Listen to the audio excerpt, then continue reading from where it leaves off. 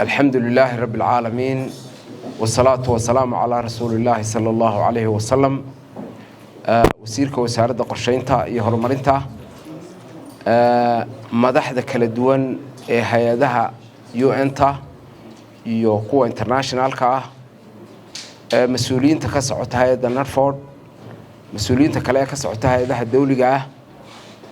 dhammaantiin waxaan leeyahay assalaamu calaykum waraxmatullaahi wabarakaatuh salaan kadib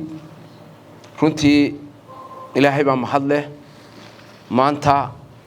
halkan isku keenay xarunta hay'adda Narford oo aynu ku daahfurayno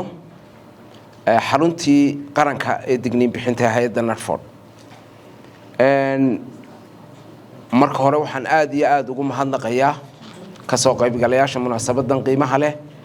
oo ugu horeeyay wasiirka wasaaradda qorsheynta madaxda kala duwan oo runtii tirin kareynin Ustaad Khalid WFP Save the Children UNDP Oxfam Shaqadoon Somrab dhammaan xubnaha ka soo qayb galay hay'adaha caalamiga ah iyo kuwa internationalka iyo kuwa UN-ta UNOCHA oo runtii hay'adaha aan ugu shaqada badannahay oo wada shaqaynta dhow aan u leenahay dhammaantood WHH dhammaantood waxaan leeyahay assalaamu calaykum waraxmatullaahi wabarakaatuh waana ku soo dhaweynayaa runtii inay nagala soo qayb galaan waqtigooda ayna siiyaan sida aynu ka warqabno isbeddelkan cimiladu waxyaabo badan buu runtii keenay oo isbeddela oo nolosheena ku saabsan waqtiyadii hore waxa laga yaabaa saameyntoodu inay koobnayd dadkeenuna uu reer guuraa khaliya uu badnaa imika soo waxaad moodaa muddaduna ay ka badnaan jirtay waqtiyada ay abaaraha oo aynu khibrad badan u leenahay waqtiyada ay dhacaan runtii marka aad eegto taariikh ahaan abaaruhu waqti dheer baa inta diiwaan gashan ilaa 1914 waxaynu ka xusi karnaa abaaro badan oo dalkeena ka dhacay oo ay kamid yihiin sula oo iyadu ka horeysay 1914 xaraama cune hargacuna haariya hawaara duumaale dooryaale abaaleys bakayla qalad arigaba siigacas gaari saar dabadheer dhibi jaale siigacas kuwaasoo dhamay runtii qaarkoodna magac looma bixin qaarna magac baa loo bixiyay marka abaaro fara badan baa runtii aakhira uguur baa ku jirtay oodcad baa ku jirtay marka runtii abaaro fara badan baa dalkeena soo maray taariikh ahaan kolkaad eegto intan dambe waxaad moodaa waqtiyadu way kala fogaayeen saameynuhu waxay ku lahaayeen meelaha qaar bay gobolada qaarkood ay ka dhici jireen oo laga yaabo waqtiyada qaar inay dadku soo dacduumaan oo magaalooyinka ay ku soo urureen waqtiyadii u horeysay laakiin waxaad moodaa imika inay isu dhadhowdahay abaarihii iyadoo dhibaatooyinka saameynta kule ee deegaanku ay runtii dhibaatadaasi ay dhirta la jarayo iyo caraguurkan iyo dhibaatooyinka runtii gacan ku sameeyga ahayn inuu ka qayb galaa ay qayb ka qaadanayso runtii abaarihii way isu soo dhawaadeen waxa laga yaabaa labadii sanadoodba inay mar imika ay dhacaan oo sanadkii for example 18 uu dhacay 19 uu jiray sanadkii 21 iyo 22 runtii abaaro baan baa dhulkeena oo milyan iyo bar dad gaadhay saameeyay baa runtii dalkeena ka dhacay waxa inagu soo kordhay iyaguna qaybo badan oo ay kamid yihiin muxuu ahaa isbeddelkan cimiladu uu keenay oo inay dhacaan duufaano ama roobab xoogan iyo daadad xoogan ay meelo fara badan runtii muddooyinkii u dambeeyay 7 sano u dambeeyay ay waxyeelo gaarsiiyeen dadkeena iyo dalkeenaba waxaan ka xusi karnaa sagar oo 2018 dhacday bishii May khasaaro badan runtii inoo khasaaraha badnaydna ahayd oo ilaa iyo 350 qof ay ku dhinteen 300 kunoo neef baa wax ku noqday oo ku dhintay dhismayaasha ilaa 147 ayaa dhismayaasha waxyeelo soo gaadhay ama qaybi baaba'day iskuulada ilaa dhowr iyo 10 iskuul baa iyagana ku baabacay waxa kale caafimaadka MCH-da iyaguna ilaa iyo 12 MCH baa iyagana waxyeelo soo gaadhay runtii waa laga wada gurmaday dalka oo dhan baa looga wada gurmaday qaranka xukuumadda iyo hay'adaha caalamiga international community ba runtii wax weyn ay runtii ka qabteen waxa kale iyaduna ka dambeysay oo arrimaha inagu soo kordhay kayaar mid la yiraahdo bawaan mid la yiraahdo iyo gaati oo 2020 iyaduna ugu dambeysay dhinaca sanaag xeebaheeda xoolo kulaysay oo iyaduna ka dhacday marka waxay noqdeen runtii waxyaabaha isbedelkan cimiladu uu soo kordhiyay ee waxyeelada runtii bulshadeena kula disasterka daadadka iyaguna meelo fara badan runtii ka dhacay dababka iyaguna jira oo dabab baahsan baa dalkeena ka dhacay sidii kii waaheen oo kale kii wajaalo oo kale burco oo kale marka runtii iyaduna waa saameyn kale oo nolosheena ku saabsan bay lafteedu waxyaabaha soo kordhay bay ka mid tahay guud ahaan marka aad eegto hawlahaas oo dhan hay'adani runtii waxay u xil saaran tahay inay arrimahaasi ka warbixiso xog ka keento daraasayso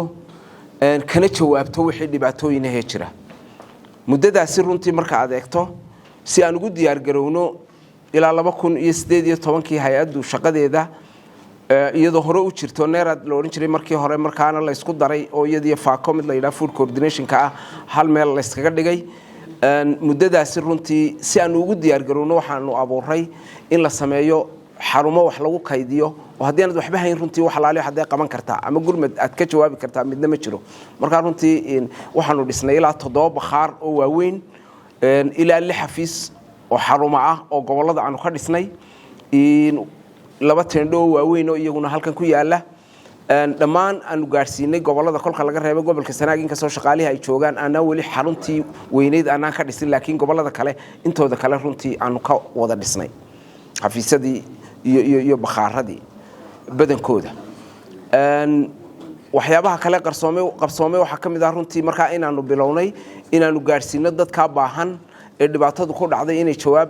ah inaynu cunno gaarsiino wixii aynu heli karno ee suurtagal ah inagoo la kaashanayna runtii caalamka la kaashanayna tusaale ahaan waxaanu qaybinay 7 sanadood ee u dambeysay ka hay'ad ahaan gacantayda aanu ku qaybinay 234,420 qoys oo u dhiganta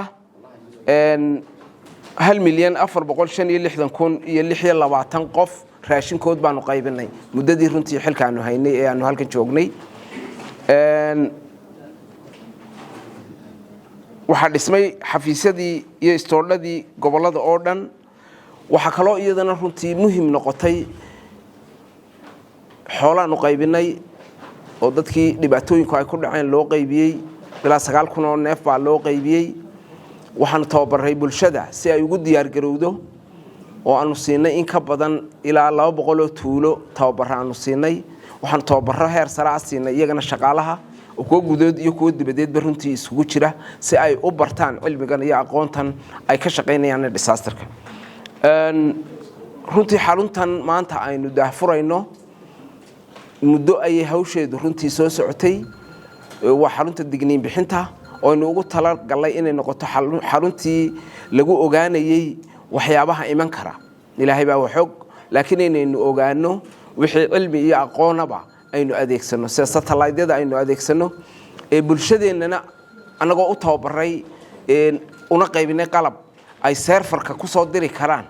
oo ay ku shaqeyn karaan iyo kii international-ka ay isku xidhano marka analysis lagu sameeyo magasiin bilaa inaynu ka soo saarno oo xaaladda dalka oo dhan marba halka ay marayso ayaa qorshaheedu runtii u yahay maanta waxay noo dhisan hal dabaq oo xaruntii digniin bixinta ah oo qalabaysan oo serverkii yaalo kombiyuutaradii iyo qalabkii oo dhami yaalaan iyo furniture-koodiiba waxaan marka koowaad runtii dhismahaasi iyo qalabkaasiba aad iyo aad ugu mahadnaqaya marka u horeysa hay'adda Save the Children oo runtii gacan weyn ka geysatay dhismaha oo dhistay iyo qalabkaba runtii gacan weyn ka geysatay aad iyo aad baan u leeyahay waa mahadsantihiin Save the Children hawsha runtii dalka iyo dadkaba ka haysan waxa kaloon aad iyo aad ugu mahad celinayaa hay'adda Oxfam oo iyaduna muddo badan nagala soo shaqeynaysay hawshan runtii qayb weyn ka qaadatay haddana gacanta ku haysa hawshaasi inay sii socoto aad iyo aad baan Oxfam iyadana ugu mahad celinaya sidoo kale waxaan u mahad celinayaa hay'adaha Somreb ku bahoobay oo iyaguna runtii kaalin weyn ka qaatay upgradingka programkan iyo hay'adda shaqadoon oo runtii injineeradeedu aanay hadhiyo habeen ka fadhiisanin sidii ay u hirgelin lahaayeen hawshaasi maanta inoo muuqata ee programka isku xidhaya inaynu isku xidhno dadkii iyo internationalkii oo aynu xog rasmi ah oo la analyze gareeyay inay inoo soo baxdo oo ah ta laga sugayo hay'addu runtii inay soo saarto hay'adaha kale runtii wada shaqaynta dhow aanu leenahay waxa ka mid ah WFP UNDP World Vision hay'adaha kale ee muxuu ahaa World Concern Worldwide WHH UNH oo runtii coordinationka oo dhan aan ka wada shaqeyno hay'adaha iyo wax kasta oo la qabanayaba dhammaantood inta aan sheegay iyo inta aan ka tagayba runtii aad iyo aad baan runtii ugu mahadnaqayaa waxaan leeyahay in Ilaahay khayr ha idin siiyo waxaan isku daynaa programkaasi inuu noqdo mid successful ah maanta inoo hirgalay oo aynu maanta dhismihii iyo xaruntiiba runtii aynu xariga maanta iyo qalabkeediiba iyadoo oo shaqaynaysa runtii aynu maanta xariga ka jarayno marka aad iyo aad baan runtii dhammaantiin intii waqtiga soo siisay oo dhan shaqaalaha hay'adda Narford baa runtii halbowlo u ahaa hawshan oo ka shaqaynayay oo ugu horeeyo agaasimaha waaxda Early Warning Axmed Diini iyo shaqaalihiisa agaasimayaasha kale ee hay'adda oo runtii kaalin weyn ka qaatay iyo dhammaan shaqaalaha hay'adda Narford oo runtii habeen iyo maalinba hawshan iyo hawlaha kale ee hay'addu ay leedahayba mar walba heegan oo hayo shaqaynayay aad iyo aad baan runtii idinku mahad celinayaa dear all good morning all government officials first the Minister of Planning representatives from the partners and the other distinguished guests it is privilege for us to witness the launch of the Somaliland National Early Warning System, which has undergone various processes. The establishment of this system has overcome different technical, financial, system-related challenges. When the government of President Bihi came to power, I was nominated to the post chairman of Narford. We came up with the determination and the commitment in rebuild and reorganizing the institution to a level where the disaster impact are managed. We have built the hard infrastructure such as Warehouse 7 across the region, the Narford headquarters. We have developed most of the relevant policies, strategies, and plans. And we have also trained and capacitated Narford staff. We have built and restructured the Narford regional office. We have maintained and improved the coordination in cooperation with the UN OCHA. We have revived and strengthened the cooperation with the relevant humanitarian partners that work in the emergency and disaster management programs.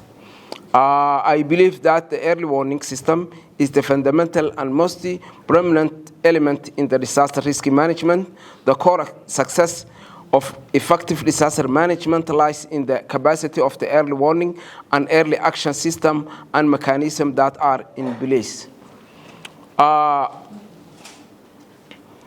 And today we are here to witness and collaborate the launching of the Narford early warning system. This is a great achievement and that advanced the capacity of the country to manage disaster as an assistant its people. I would like to thank the Shaqadon and Somreb for the support in upgrading early warning system. Also, I would like to appreciate the contribution from the other partners, such as firstly in Save the Children, that actually built the whole and other, first floor of the and also Oxfam always supporting to us, World Vision, CARE, who contributed a lot throughout reaching this